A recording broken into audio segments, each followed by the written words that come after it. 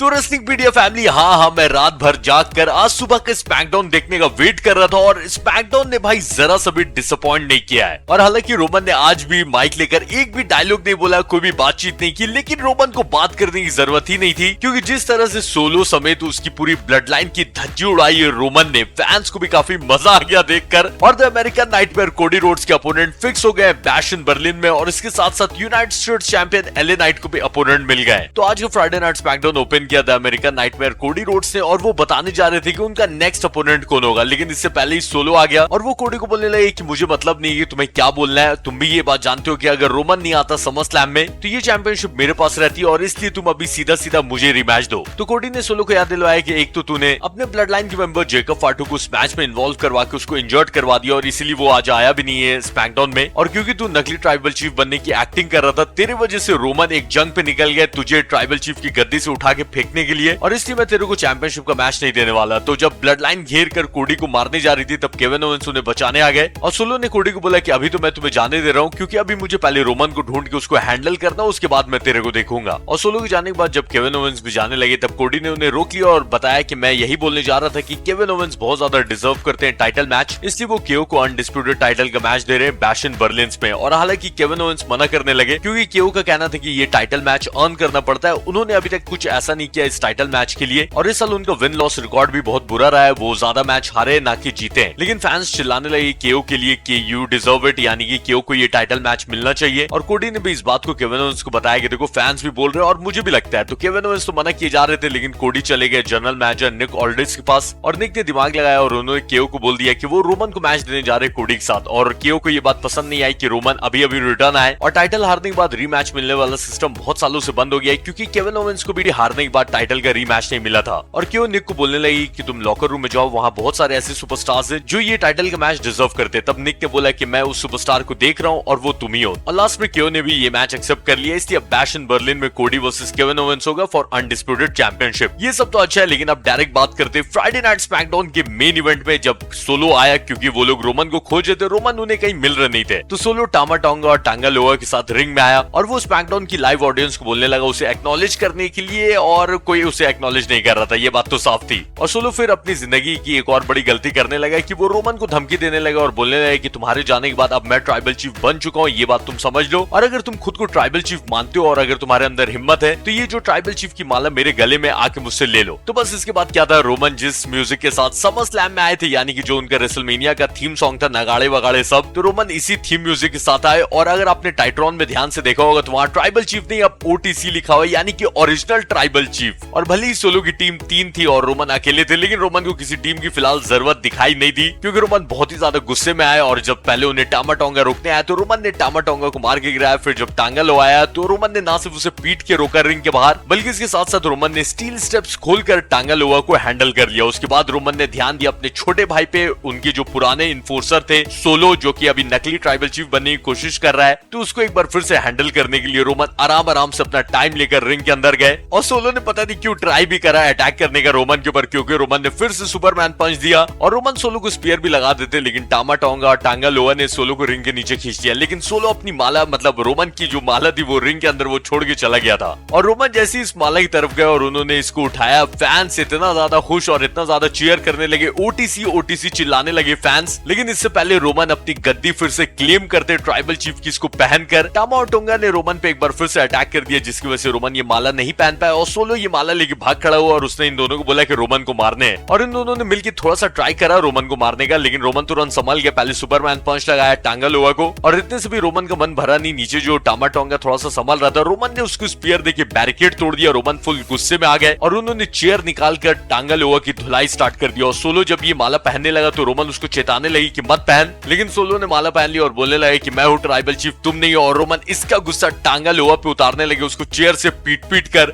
और फैंस की खुशी का ठिकाना नहीं रहा, क्योंकि रोमन इज बैक। और जैसा मैंने स्टार्टिंग में बोला था कि रोमन ने माइक लेकर एक लाइन नहीं बोला, लेकिन आज का स्मैकडाउन देखने लायक बना दिया रोमन ने, क्योंकि इस बार रोमन रिटर्न आया बिग डॉग की डेयरिंग और ट्राइबल चीफ का गुस्सा एक साथ लेकर। और ये जो नया कॉम्बिनेशन बना है ना रोमन का, ये सोलो और उसकी इस नई ब्लड लाइन की सेहत के लिए बहुत ज्यादा हानिकारक होने वाला है। चलिए अगले स्मैकडाउन में भी तो रोमन अनाउंस ही है। वैसे आप लोग बताइए कि अगर आप लोगों ने आज के स्मैकडाउन देखा है तो सबसे ज्यादा मजा क्या आया? सोलो को पिटते हुए देखने में सबसे ज्यादा मजा आया होगा। चलिए मैं मिलता हूँ नेक्स्ट वीडियो में, जाने से पहले मेरे भाई वीडियो को लाइक करिएगा, नए हो तो सब्सक्राइब करिएगा। टाटा।